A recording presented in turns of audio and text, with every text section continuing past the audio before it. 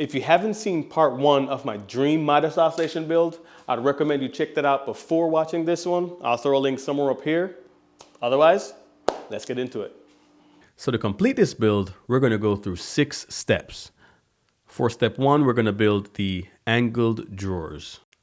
So to build the first rectangular box that I'll be putting the actual drawer in, we're going to start off with some of that 3/4 inch material that we've been using for the doors and stuff like that. Again, I don't know what this is called. I'm just going to give it a name. I'm going to call it the black MDF. And while you weren't paying attention in class, I cut these down on the table saw to the size that I want, and then I'm using brad nails to fasten these together. And while I put these together, let me ask you a question. Have you ever made a plan? Like you know what you want to build. You can probably see it in your head. You know what you want to build. You know how it should look in the end, but you don't know how you're going to like get there per se. Please tell me I'm not the only one. Even if you have to lie to me, just please let me know, because all I know is that I wanted drawers, small drawers, angled drawers right next to my miter saw so I can store pencils, pens, safety glasses, and my chocolate bars. Yeah, don't tell my kid I'm hiding Snickers out there.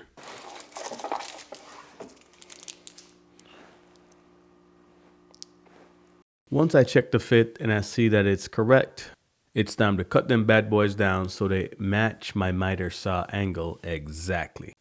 To do that, I just grabbed a scrap piece of the black MDF, using it as a straight edge to draw the line across the rectangular box. And then I'm going to actually use the miter saw to make that cut. And if you remember earlier, I used some brad nails to fasten these boxes together. And I'm pleased to share with you that I'm proud of myself. I actually used my brain for once, and I did not put any brad nails in the areas that I'm going to cut. So on one end, there's no brad nails yet. And I'm proud of myself. I want to thank me. Thank you for the applause. I know you're clapping right now. And you might as well keep the applause going, because would you look at that? That thing looks sweet. All right, and then some YouTube magic, and voila. Next, it's time to work on the actual drawer inserts, and make sure you're paying attention this time. I'll be cutting these down on my table saw. And right here, you can see all that dust coming out, that smoke, I should say. That was the blade cutting through my actual gripper. Now, looking back at this video, it's kind of making me cringe because there's about, 5 things or more that I'm doing wrong. But what I'm going to have you guys do is drop the 5 things that I did wrong in the comments or more, because I know some of you guys are overachievers. So let me see if you guys really know what y'all talking about, because I see at least 5 things. So let me know. Now that I got all the sides cut down for my inset piece, I fastened these down with some brad nails, and we're good to go.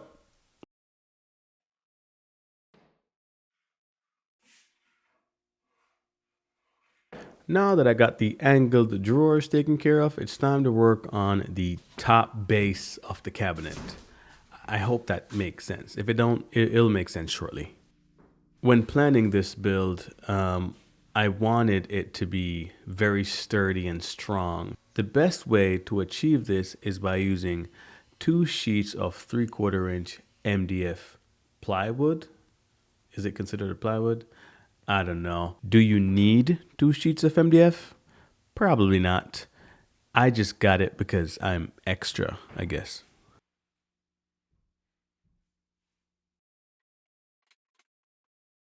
To complete the cutout for the top, I just need to make sure it aligns properly with the angle of my miter saw base. So I drew the line and made the cut. Also, ignore this piece under here. We'll get to that in a second. And abracadabra.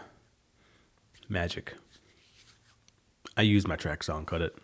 After this, I fastened both pieces of the MDF together. I didn't use any glue. I just used screws because if something happens to the top and I want to replace it, I can just remove the screws and replace the top MDF and not have to worry about the bottom one. As for my edge profile, unfortunately, I didn't have any like hardwoods to use like maple or white oak and whatnot. So I went with the plywood that I have and it looks good. I can't complain. I love it. I prefer it. And if you're going to copy this build, I'd say do exactly like I'm doing here and just punching your brad nails on the upper side of your trim. So you're only shooting through the top MDF and not the bottom one, just in case you want to remove the top later on.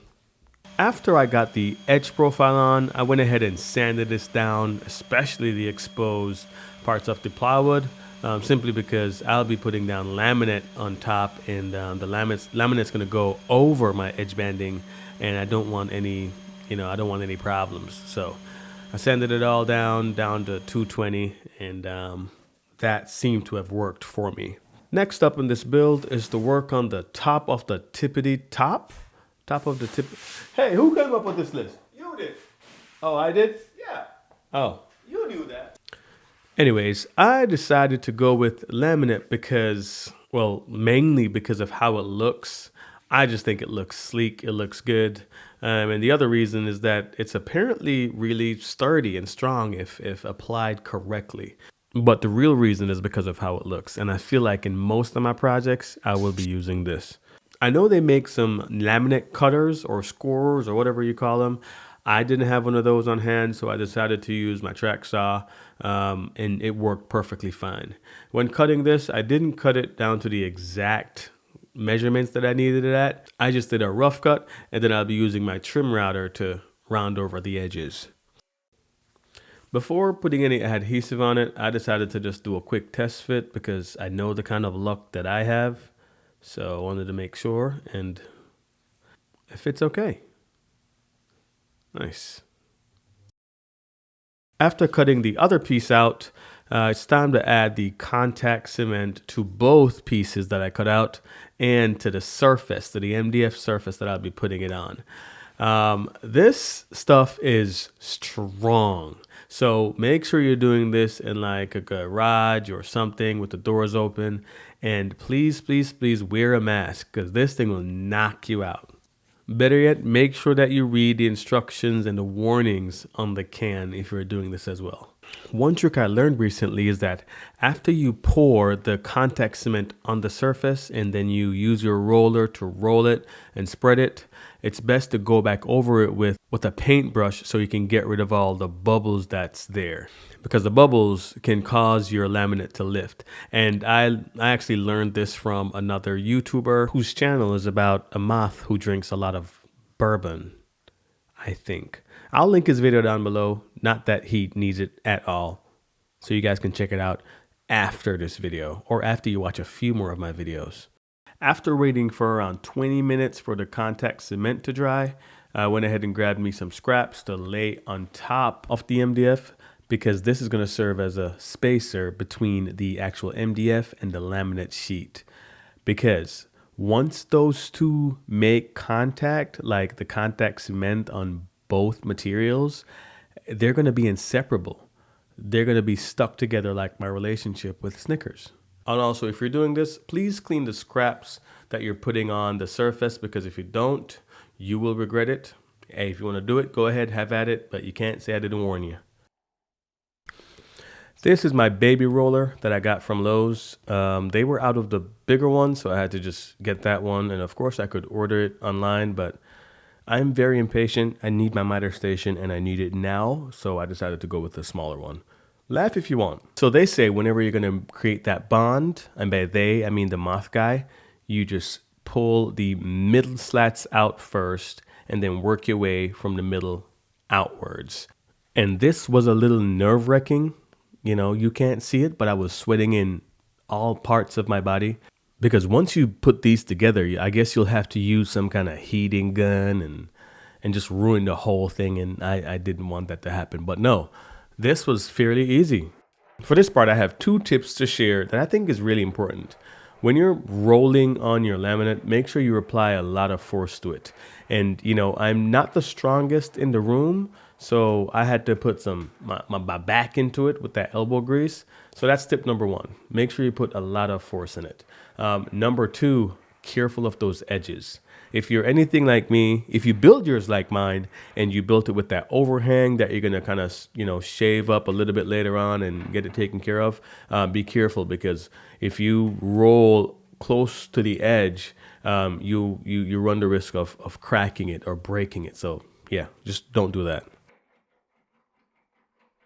24 hours later, this is what we're looking like. I let it sit because you have to let it sit and cure for a very long time. As you can see there, I have a lot of overhang. Now it's time to grab my round over bit and get that taken care of. Or so I thought. The reason why I say that is because while using my round over bit to remove this much material, it felt like the router was struggling. And this is a powerful router. So if it's struggling like this, plus the very strong burn smell I was getting, I decided to cut most of the excess off and then go back over it again with the round over bit, and it worked fine. So my first attempt at getting off the excess laminate that I have on here is by using this straight edge, which is a sore spot because it pisses me off. We'll talk more about that later on. Was to just basically clamp it down and use a box cutter to try to score a line on the laminate. I can tell you now that didn't work, so I went with the good old track saw, and that took care of the job.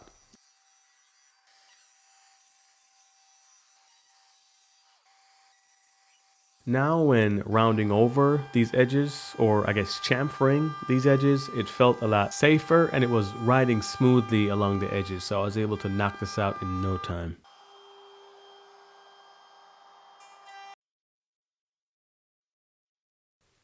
After routing all the edges, I did a quick test fit and it looks good. Can't complain. And then with some YouTube magic, voila, the other one's done. And of course, once I got it on there, I had to test the rigidity of it.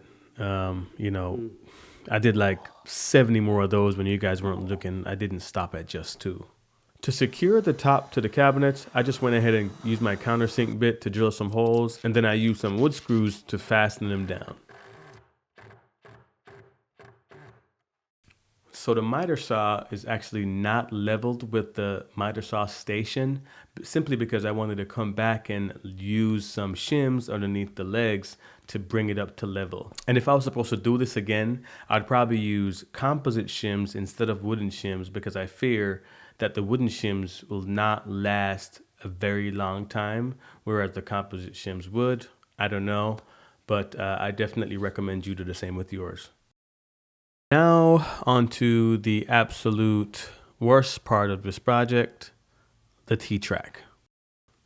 It all started out really good. Marked my line as to where I want the T-track to go on both sides of the miter saw station.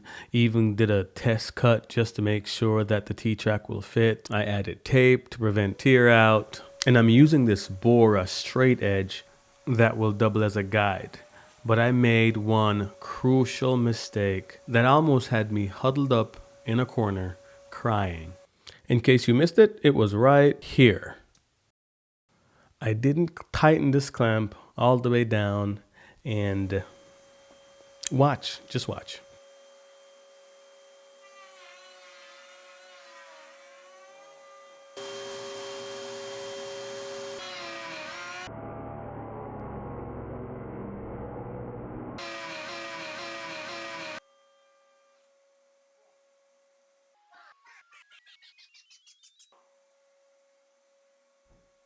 So yeah, the clamp shifted, which caused the router to shift, and I'm sure you know what happens next. After I got through drinking some water, I got back at it and I routed the rest of the track, and this is what it looked like. I'm sorry I don't have better footage of this, but honestly, in the moment, I wasn't thinking about that. I was just really annoyed. But hey, on the flip side of things, it worked itself out because I had purchased some Craig adhesive sticky tape, like measuring tape thing, and it's just my luck that it's wide enough to cover that hole. So the hole is still there, but you can't see it. And what you don't see, you don't know.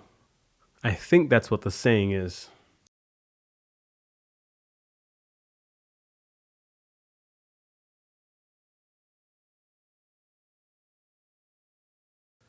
Now on to the last stage of this build, the angled drawers, part 2. This second part really wasn't as complicated as I thought it was going to be. And of course, I wasn't recording when I cut the first piece. But as for the details on, the angle that I cut this at, the length, the width, and whatnot, that would all be covered in the plans that are going to be available soon. Now, to get the drawer face on the drawer, that was a challenge. But in the end, I figured it out. I used some CA glue along with some activator, and this just made the drawer and the drawer face stick together like my relationship with Snickers. And all that's remaining to do is just to use some brad nails or some screws to really fasten these together. And there you have it. That's the end of the build. Thank you for watching this video all the way to the end. I really appreciate it. And I hope you learned something of value, or I inspired you to build your own miter station similar to this one. If you do want plans, if you're interested in those, we have them down below, so make sure you go ahead and grab those. And I have to say, I'm really proud, I'm really glad how this community has grown. I gained over 400 new subscribers in 1 week. That's crazy for me. So I appreciate you. And if you haven't subscribed already, just go ahead and hit that subscribe button and that like button. And let's confuse some people, the ones who haven't stayed this long. Drop a chocolate bar emoji in the comment section and watch. All right? Appreciate you, and see you in the next one.